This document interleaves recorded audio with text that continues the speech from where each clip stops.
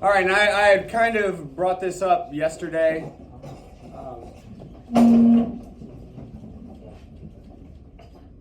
Mr. Pearce-Gonzales is a professor. That's his job. It's like a teacher, but at a higher level. And he's also part of the school board, which is the group that makes decisions for the school. So the policies that we have in the student handbook, we kind of looked at the student handbook earlier this year. And you guys made posters about certain rules that are in there. So it's also the school board's job to introduce new rules, take away ones that aren't valid anymore, and things like that, okay? And also, some of you all know that he has two students, two children in the Winchester Public Schools, okay? So, here we go.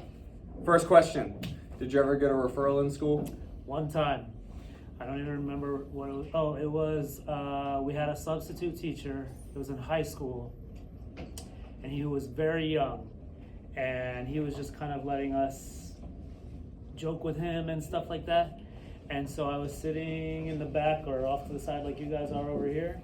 And I asked him if I could make a paper airplane and throw it in the class. Because we had finished whatever work we were supposed to do.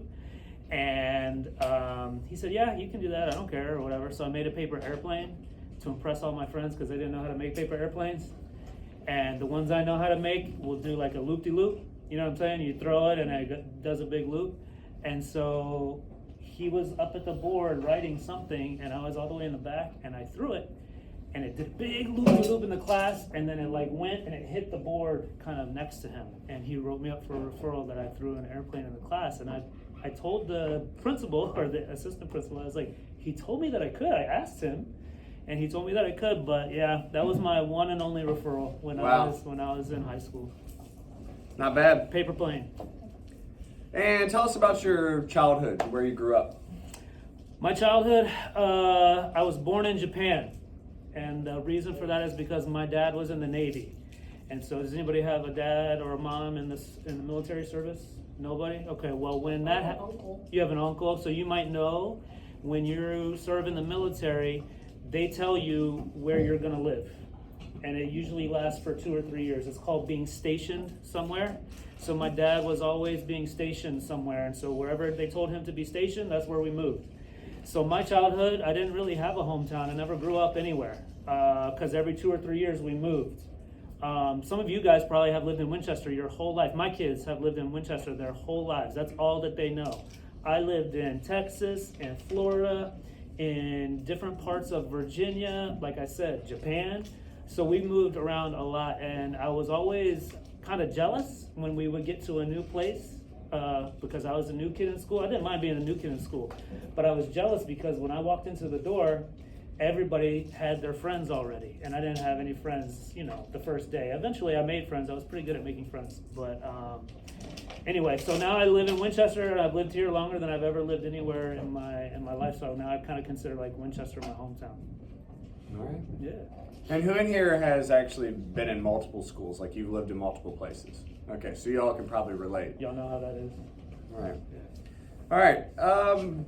What hobbies did you have as a kid or a teenager, or did you play any sports? Yeah, I played soccer. That was my passion in terms of sports, but I didn't follow it very far because I got really into skateboarding and surfing. So my dad was in the Navy, so that means he was a sailor. Well, actually, he was a pilot, but he had to be on boats all the time. So when you're in the Navy, you always live near the ocean. So everywhere I lived was close to the ocean, and y'all have visited the beach before. There's like that culture there is like surfing is really popular, skateboarding is really popular. And so that was my big passion when I was y'all's age. I kind of got into that world and stuck with that. That was my main sport, my main hobby. I've always liked like camping and hiking and stuff like that. Video games, back then I don't play video games very much anymore. I'm too busy, but reading, I don't know if that's nerdy or whatever, but I like to read. I like to find a quiet spot where people can't, sometimes it's like hiding. When I was your age, I would go like hide in my own house And we didn't have cell phones and stuff back then, so it's not like my parents could trace my location, and they would just think I was outside playing, so they wouldn't even come looking for me, and I would just sit in my closet and read. That's something that I've always loved to do.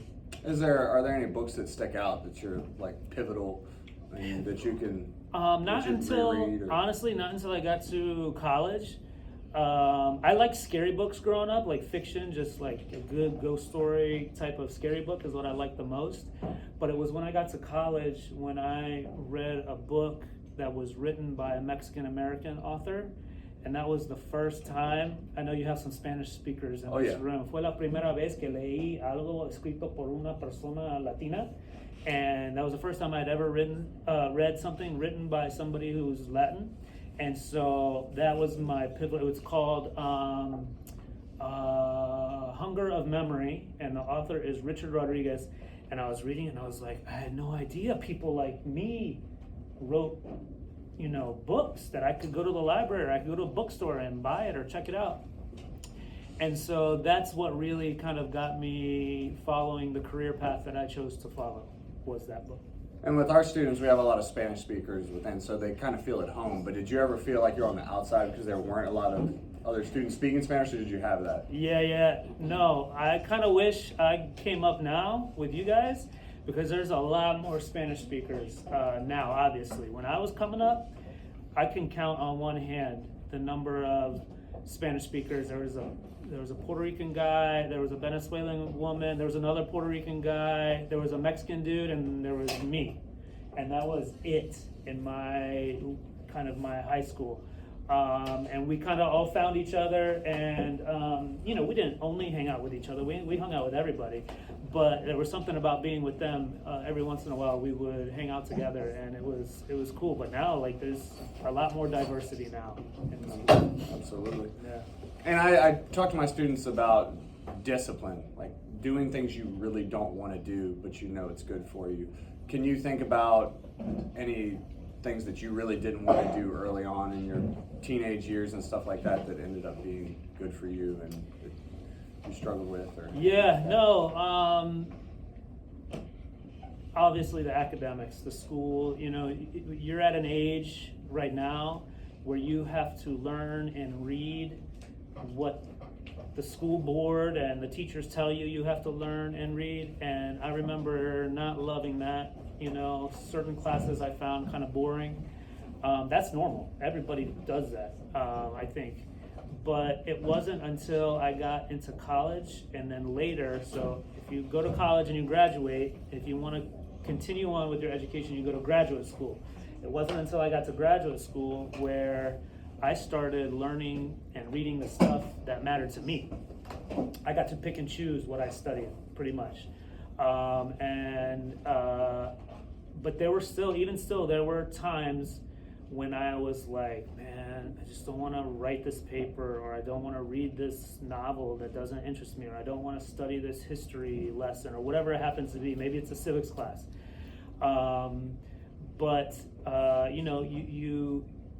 I'm trying to teach my kids this right now. Maybe your parents are trying to teach you right now. It's not something that you have to do. It's not going to be forever. It's temporary. Put in 45 minutes of work. Put in 30 minutes of work. Put in an hour of work, and you'll get that work done eventually. And then you can spend the other amount of your afternoon or your evening doing what you want to do. When I teach at Shenandoah University. I'm a professor over there. And I always tell my students that my favorite day of the week is Friday. And they're like, why Friday? Why not Saturday? There's no class on Saturday. I said, no, you gotta understand. Friday is you do the work. You go to class, you study, you do all that stuff. But then when the day is over, the school day is over, then it's like free time. I don't know, I just love that feeling of like working first and working hard, and then having free time. So that's why I love Fridays. And my students start to understand that too. They're like, Dr. PG, that's what they call me over there. Dr. PG, I think I like Fridays the best too. At the end of the semester, they'll tell me stuff like that. Yeah, and just relaxing and having leisure time. I don't feel as fulfilled unless I've done something or if I've accomplished something. Then it's like, whew, I actually did something. I can enjoy this leisure time. That's right. So that is huge. Who are your idols or mentors, like in the past or right now, or just in general? I have to mention that I was always around very strong women my whole life. Very strong women, from my mom, obviously, to my tias and my primas and my grandmothers. But it was teachers, honestly, who I look to as my mentors. They, for some reason, I don't know what it is, they saw something in me from first grade. It was like every teacher I had became almost more than a teacher. They became almost like a mother. I mean, there's a line there that you don't cross, I get that, but they really like took care of me and looked out for me. I always had every grade coming up a teacher who did that for me, who took care of me and looked out for me. In high school, it happened to be Senora Myers. She was a Spanish teacher from Spain, and she took care of me and mentored me and taught me a lot about discipline. And then when I got to college, it was Doctora Ulloa. And then when I got to graduate school, it was Doctora Carvalho. I mean, I just had always strong women in my life who instructed me and were like role models for me, all the way up until even serving on the school board. When I started serving on the school board, it was 2017, and I'm the chair now, but I wasn't chair in 2017. Chair is like the president, if you will, of the school board. Back then, it was a woman named Erica Trubin. And then after Erica Trubin, you guys probably know the Trubin boys, or you know who they are. After Erica Trubin, it was a woman named Allison Pate. And after Allison Pate, it was a woman named Marie Emo. And these women, whether they knew it or not, they were like role models to me. They were mentors to me, because I was watching them and I was learning from them about how to conduct the business of the community, right? The school board is not my business. It's not just your business. It's the business of the community. And so I learned a lot watching them for 6 years, leading the school board and leading the meetings, and those were probably my biggest mentors in my whole life. Of course, I looked up to like celebrities and stuff, you know. I have, the hip hop stars that I always loved and the rock stars that I always loved. I had my favorite skaters. I told you I was really into skateboarding. I still skate, by the way. I'm old now and I can't do all the stuff I used to be able to do, but I like to get out there on my board and skate. But I had some professional skaters that were idols of mine. Y'all wouldn't know their names now because they're even older than me. Oh, you know Tony Hawk, yeah, because he's like, everybody knows Tony Hawk, but he wasn't actually my favorite. There was a guy named Pearce-Gonzales who was really big. There was another guy named Steve Caballero, and then I can never remember the last guy's name, but I loved the way that he skated. Anyway, I can't remember his name. But yeah, those are like my idols. Good, and there's a little skate park right over here in Jim Barnett now. Has anybody ever been over to that? Because that's kind of new. I think It's brand new, I think, yeah. Yeah. But yeah, make sure you wear your pads if you're starting out, because it can get dangerous. When did you decide you wanted to go to college? Because like for me, I knew at the end of my senior year that I wasn't ready. So I went into the Navy, kind of like your dad did, but I was enlisted, I did that. And I didn't really appreciate learning and college until I was like halfway through the Navy. But when did you have that moment of like, I'm gonna go to college? That's a real long answer to a very simple question, because it goes back to me being in first grade and second grade. So something I haven't told you about myself when I was a kid, after first grade, the first couple of weeks of second grade, the principal at my school called my mom and my dad to have a consultation about me, I guess. And I didn't know what it was about. I was a little kid. I was in second grade. Well, they came home. I remember my mom was all excited, and the principal wanted me to skip second grade. Well, I had two options. I could skip second grade. So instead of doing second grade, I just jumped right up to third, or I could go to a special school somewhere. So apparently I was kind of, nerdy kid, and so that's what the principal wanted me to do. And so my parents asked me, did I want to go to a special school, or did I want to skip second grade? And I said, well, I don't want to go to a special school. Like, I don't know anybody at that school. All my friends go to this school. I want to stay with my friends and all that. So I skipped second grade. That was the option that I chose. My whole life, and this happens a lot in Latin families, certain kids get labeled a certain way in Latino families, for better or worse. I'm not here to judge it or to say it's good or bad. I was labeled as like the smart kid in my family because I had skipped second grade, and I always got schoolwork came real easy to me. I could read a book and take a test and get all the good grades. So I rebelled against that right about your age, and right about when I was getting into surfing and skating. That mattered more to me than getting good grades. And so in high school, I didn't really try all that hard. I hate to admit this because I wish I had tried a little bit harder now that I'm older, but when I was in it, I didn't try very hard. And I didn't want to go to college. All of my tios and my primos and like men in my life that I looked up to, none of them had gone to college, and they were working in like construction, or they were roofers, or they were working in plumbing or electricians, you know, manual labor. And so that's what I always told my parents. I don't want to go to college. I want to do what my uncles do, you know, and they seem happy and they seem like they have a good life. I want to do that. But my parents knew, because I was the smart kid, they knew that, I don't know, that if I did go to college, I could go really far and I could be successful. And I could be the first one in the family to do that. So nobody else in my family had gone to college before I did. And so they put a lot of pressure. I mean, there's no other way around it. It was pressure. They put a lot of pressure on me to go to college. And I kept all through high school, I don't want to do it, I don't want to do it, I don't want to do it. And then I talked to y'all about Senora Myers, the Spanish teacher. She kind of pulled me to the side, and we talked, because I would stay after school and just hang out with her. She was really nice. And so she started talking to me, and she told me about how when she went to college, and she just told me what it was like. And it helped me because nobody had ever told me what college was like. I thought it was going to be like more high school. And she was like, no, you get to live by yourself, and you get to live with your friends, and you get to be away from your parents and make your own decisions. And then it started sounding a little bit nicer to me. She's like, you can choose anything in the world that you want to study.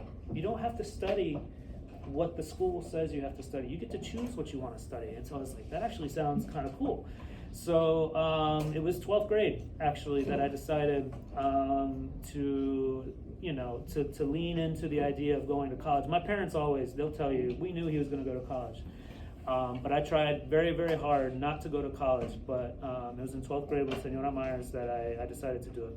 And where was undergrad? Where did you do it? So I had a group of friends, and we all kind of made a pact together. I had my best friend back then. I told her there wasn't a lot of Latinos around back in 1995 where I lived. My best friend was a Filipino guy, and I had like two or three like other friends, and we all decided together that we were going to apply to a couple of colleges, like 3.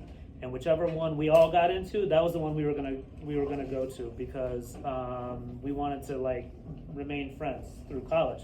So we all applied. I think it was like Longwood was one of them. I think maybe JMU, and then Radford. And so we all applied to all of them. I got into all 3, but my friends are idiots, and they didn't get into all 3. But we all kind of got into Radford, and so we were like, let's just go to Radford, and that's how we. You shouldn't make up your mind that way, but that's how we did it. And by the way, all 3 of those schools are in Virginia. Yeah, in Virginia. And anybody in here, would you all be the first one to go to college in your family if you did it by hand? Raise your hand if you have somebody in your family that hasn't gone. There's nobody in there that's gone to college. Okay, cool. So that's a big deal, something to think about. For me, my mom was the first, so I was the second, and she was a high school librarian. What are your favorite memories from college? And then after that question, what are your worst memories from college? Favorite memories from college? I did a lot of study abroad trips when I was in college. You guys know what that means? Study abroad is like you leave your college for like a whole semester, so like 3 or 4 months, and you go to a different country and you study at a different university in that country for those 3 or 4 months.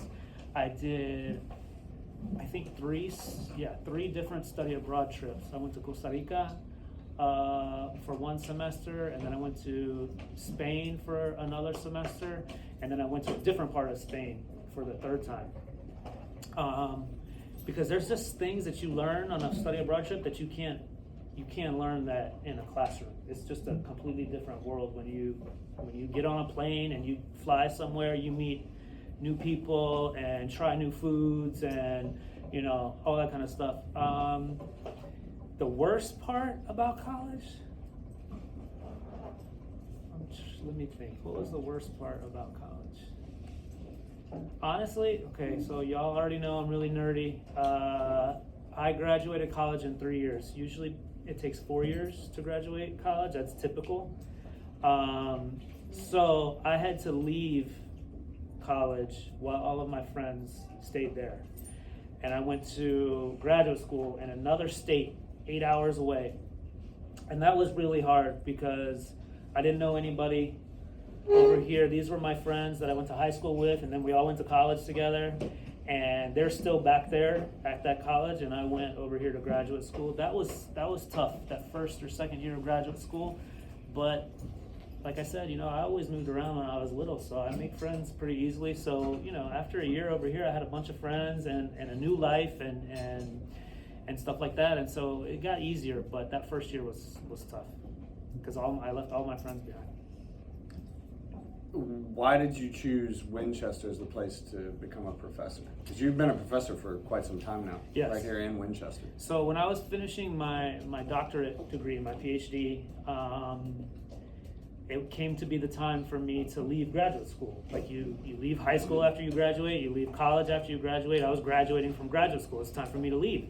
And it's time for me to find a job. And there's a database, online where you can filter out different professor jobs, faculty jobs. And so I put in, I don't even remember what filters I put in, but it spit out a list of job postings from all over the country. I applied to a position in California, one in Texas, one in Kentucky, I don't even remember where else, maybe one in North Carolina. And then I was reading through the list and I remember seeing Shenandoah University. I had never heard of Shenandoah University in my life. I grew up in Woodbridge. Well, I didn't grow up there, but that's where I went to high school. Woodbridge, y'all know Manassas and Woodbridge and all that stuff. That's where I went to high school. And because of my time in high school, I knew Shenandoah, that's in Virginia. So that caught my eye. So I clicked on that job posting and it brought it up. And I like Googled Shenandoah University. It looked like a really nice place. Winchester seemed like a really nice place. And I was living 8 hours away. But my parents and my brother and my sister were still living in Woodbridge.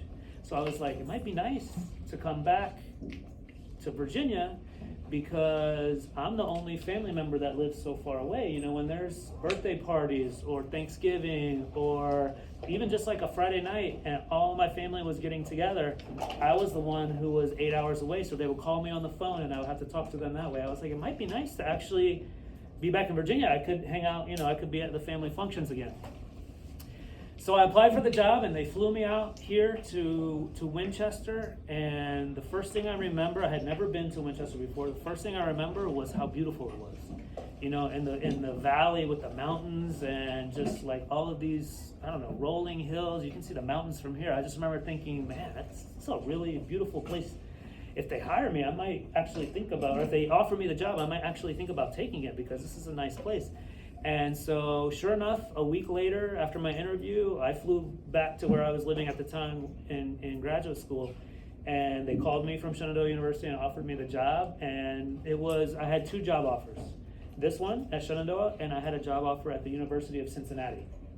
Cincinnati is a really cool city, really big, and I was excited about that job offer. And so it was kind of hard, but at the end of the day, I was like, I think I just want to be closer to my family again. They all live in Virginia, so I'm going to take the Shenandoah University job. And I'm glad I did because I fell in love with Winchester. I fell in love with everything here. My kids, this is their hometown now. This is all that they know, and so it's been really good for my family and me. Good. Sorry, that was a long, that was good. Long answer. I like it. What's your favorite part about being a professor? The students, for sure. That's the best. And I'm sure you know this too, Mr. Davis. Like the interaction. I could never. Some people get a job, and maybe it even pays a lot of money, but the whole day they're sitting behind a desk, like this, sitting down, and maybe they're doing something on the computer, or maybe they're crunching numbers or something like that. I could never ever have a job like that. It's just not. I make friends too easily. You know what I mean? I'm an extrovert. I like to talk to people. I like to joke around. I like to get to know you and like, what's your background? Where do you come from? Have conversations with people. And being a professor lets me do that with students all the time. There was one summer I had a job like the one I told you. It was in a cubicle. Do you guys know what a cubicle is? It's not even like a room. It's like a fake room where the walls go up about this high, and it makes you feel like you have your office, but it's not an office. It's called a cubicle. And I sat there. It was at a bank. And I sat there all day, every day for a summer, and I was like, I'm never gonna get a job like this. Like, I need to be standing up and moving and talking to people, and like I said, just kind of, I don't know, that's fun for me. Sitting down and doing work like that at a desk is not how I picture fun. So for me, 100% the best part about being a professor is the students. Yeah, likewise. All right. Why did you decide to run for school board? And by the way, the school board is a position where you have to be elected, you have to be picked by the community and voted for. And it's not something you're reimbursed heavily for or anything like that. So why would you take away from your free time and your life to be on the school board? Well, I'm an educator. I entered school at like age 4 and I never left. I'm still at school, right? I still go to college every day, and I just teach now. I'm not a student necessarily. So it's my life passion is to to support education, to put the policies in place that make Mr. Davis's job easier. For example, to listen to teachers too. If Mr. Davis has a concern, many times that goes to the principal, then it goes to the superintendent, then it goes to the school board if it has to go that high. The reason, and I believe in volunteer work. I believe in serving your community or community service. If you're going to call a place home, if you're going to, build relationships and friendships and all this kind of stuff in a community, I think it's important. This is my personal, perspective. I think it's important to serve that community. So when we moved here, my wife and I fell in love with Winchester, and I said, I got to get involved. I got to start volunteering. So I volunteered at the dog pound, and then I volunteered coaching, soccer and coaching basketball, and then I volunteered picking up trash in the parks. And then every volunteer thing that I did, I would meet new people and I would make new friends. And one day, one of these friends called me up, and she said, there's an open seat on the school board for Ward 4. That happens to be where I live. In Winchester, we have different wards. I live in Ward 4. She said there's an open seat in Ward 4 on the school board, and a couple of neighbors and I have been talking, and we think you would be amazing in that position. And I said, okay, let me look into it. So I started going to every school board meeting, and I saw the good work that the board was doing, and I said, yeah, I want to be a part of this. This school system, my kids were just starting to enter into the school system. They were in kindergarten, maybe first grade at that time. And I said, I want to support this school system because it's a really good one. I believe that WPS is a really good school system. And so I volunteered. I went out for that position, and they gave it to me. And that was back in 2017. I've been on the board now for almost 8 years, and people come and go. It's an elected position, like Mr. Davis said, and so sometimes people lose an election and then a new person comes along. Right now, there are 2 of us that are kind of like the veterans of the board. We've been on the board for 8 years or more now. And so when it came time to pick who the chairperson of the board was going to be, this was last year, someone nominated me to be the chairperson of the board, and the rest of the board voted to elect me as the chairperson of the board. So that's how that happened. And there's an important message in that, like, he didn't think of it on his own. Somebody actually influenced him and asked him about it. And you're going to find that in your life. You might be that person that can nudge somebody to be something they never thought they could be. You hear that a lot with celebrities and people that are famous too. Somebody came into their life and said, hey, you need to do this, because they never envisioned it for themselves. So that's a big deal. when you walk away from the school board, sometime in the future, if you ever do, before you're 100 years old, what would you want to be remembered for? If you, like, one or two things that you would want to leave as a legacy as your time served? That's a great question. And I think it's an easy one to answer because in one sentence or like in one breath, if somebody were to speak about my legacy on the school board, I hope that what they would be able to say is, no matter how difficult the decision that everybody calls me BPG, no matter the difficult decision that BPG had to make, he always made the decision thinking about the students. And I've been doing this for 8 years, and sometimes you get two options and you have to decide which of these two options are we going to do, and they both seem like lose-lose options.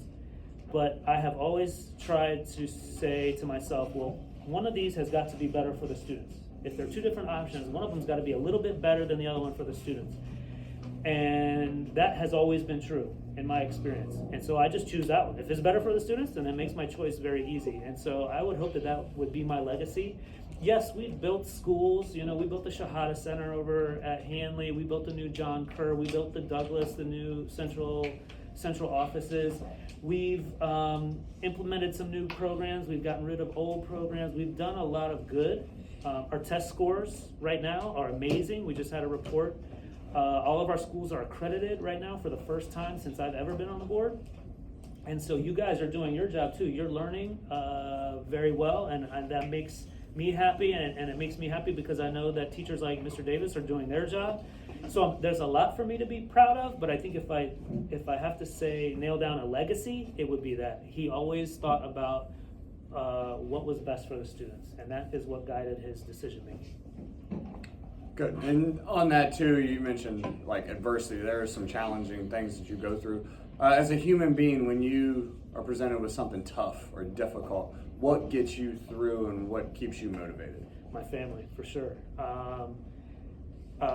In moments in my life where difficulty presents itself or adversity presents itself, I do little things, and so like I'll tell you some of my secrets. All right, so like I like sneakers a lot. Okay, I have people call me crazy because I have like 30 different sneakers, and I try not to wear a pair for more than one day. You know what I'm saying? I don't wear, if it's Monday I wear these, then Tuesday I won't wear these. I try to cycle through my sneakers. I have one pair of sneakers that Melissa, that's my wife, she gave to me a couple of Father's Days ago, and it has a picture. She custom ordered these online, and it has a picture of my kids on my shoes. And so if I know, for example, on school board that it's going to be a tough day, maybe somebody in the community is mad that something happened, so they're going to come into the school board meetings and maybe even yell at us. That happens sometimes. People will yell at you. I will put those shoes on. That's one of my tricks. Or I'll put on a bracelet that my daughter made me, or I'll put on a watch that my wife gave me, or something like that. It just reminds me of my family, because even if it's a difficult time or a moment of adversity, or even if there's people from the community that want to come into the meeting and yell at me because of a decision that I made or something like that, I kind of look down at that bracelet or I look down at those shoes and I'm like, these people have my back. My kids have my back. My wife has that's my family. And so even if the community hates me one day, I always know I can go home and my family knows my heart and they know my soul and they know why I'm doing the work that I'm doing. It's not to create enemies. Sometimes that happens when you try to do good. You ever heard that phrase, no good deed goes unpunished? When you're trying to do good, sometimes people attack you for that. And so those little tricks I have for my own personal life, they help me to realize that, I'm trying to do good here. I'm trying to do what's best for my kids. And my kids go to school with you guys. So if I do what's best for my kids, I'm also trying to do what's best for all y'all, even though I don't know you. I want to make sure that the decisions that are being made are the right decisions for you guys. And the last question I have, and then we'll open it up to the students if they have any questions. From your professor lens, your perspective as a professor, your perspective as a father, what could you recommend for these students in terms of habits that'll help them succeed? I kind of talked about it a little bit already. It goes in, and it's in line with that idea of discipline, which is like, give yourself at home, after school, like whatever that time frame is for you, give yourself 30 minutes, give yourself 45 minutes. Even if you don't have homework, like even if you don't have an assignment that you need to turn in, study something for 45 minutes. And afterwards, like Mr. Davis was saying, then you feel like you've done something, like, oh, now I can relax and play video games or scroll through TikTok or whatever it is that you guys like to do. But give yourself, that's a good habit, I think, to get into, is give yourself, for me, it's always 45 minutes. That's why I keep going back to that number. But for you, it might be 20 minutes, or it might be an hour and 20 minutes. I don't know. But give yourself that time to be quiet, like, you know, put your phone away and actually do some work, do something for your mind. If your mind is not growing and thriving and expanding, the opposite of that means it's shrinking and dying. So if you're not continuously making it expand and grow, then it's going to start going this way, you know? So read something, I don't know, study, this is like economics class, read up on economics or something like that. Whatever that is for your passion, or read a book. Like that's what my thing was when I was little. I'm gonna go into the closet and read for a little bit, and nobody can find me, and it'll be nice and quiet. That and I know it's hard for you guys right now because teenagers, your sleep patterns are different than they are when you're an adult. You guys tend to stay up late at night and then want to sleep in late in the morning. That's 100% natural. That's biology. But once you get a little bit older, that'll change. And my habit that I think is very productive for my life is to make sure that I wake up early. I don't sleep, like, I know some people who are like, if I have to be at work at 8 o'clock, I won't even wake up till 7:30, and I just jump out of bed and I take a shower and I, go to my car and I drive to work, and I'm at work by 8 o'clock. I'm like, man, if I gotta be at work at 8 o'clock, I'm waking up at like 5 or 5:30, just because I can get so much done in those early hours of the morning when the world isn't hustling and bustling. Like there's not a lot of other things to do. I can focus on the things that I need to do. So that's my own personal habit. Try it out one day, maybe when you get older or something. You see if it works for you. I don't know that it works for everybody, but it's something that works for me. And we've talked about that tranquility time because we're talking about preamble goals and domestic tranquility. So, and I talked about that. And sometimes when you get older, you will find that morning is the time for that tranquility. Absolutely. And taking the time to study something each day reminds me of that Charlie Munger quote that we have on the board there that we talked about earlier this year. Go to bed smarter than when you woke up. And if you do that every single day, the gains will stack up. So that's huge that you're living proof of that. Now, open it up to you all. If you have any questions for Dr. Pearce-Gonzales, now's the time. I'm a very honest person. I like to tell people I'm an open book, so don't be shy. Well, Naya, go ahead. Did you ever regret taking the job as soon as No, not at all. I didn't think I would stay as long as I did. I told you guys, my whole life, 2 or 3 years, I moved. And so that was just the rhythm of my life. I kind of sometimes I get like, what is that called? Like, there's a word for it, but where you feel like you're just standing still too much. Yeah, I feel like I got to move somewhere else. And that has happened a couple of times. Thankfully, I didn't get a job somewhere else. I didn't move somewhere else. There was one time, 4 years after we moved here in 2005. So in 2009, I applied for another job in North Carolina. It was right on the ocean, Wilmington, North Carolina. So it was UNC Wilmington. And the only reason I did that was because I was missing the ocean. I grew up near the ocean my whole life. I was like, man, if I get a job at a college that's near the beach, I could start surfing again and all this kind of stuff. So I applied for that job, and I was a finalist for that job. They picked 3 finalists to bring, then they fly you to their school, and they interview you there. So they flew me out, and I was in love with the idea of being near the ocean again.